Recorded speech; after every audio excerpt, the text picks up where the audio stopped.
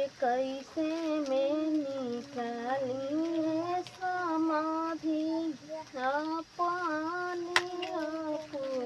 पुतरिया।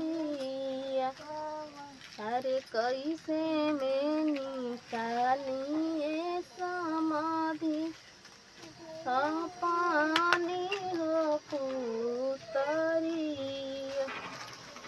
अरे पुतरी चढ़ता हो समाधि धरेला नैना हो लोरावा।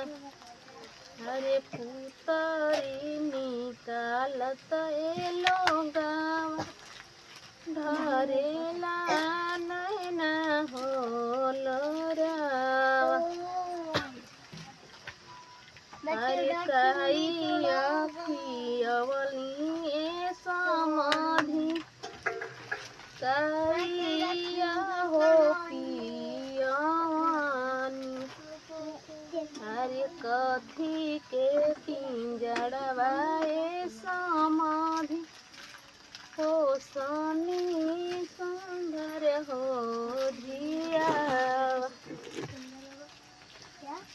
अरे खोए खियवनी समाधि दूधावे हो पियानी।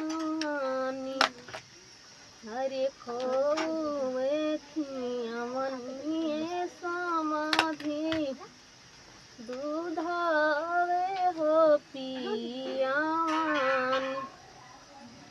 अरे सोने के पिंजड़वाए समाधि हो सनी सुंदर हो धियावा।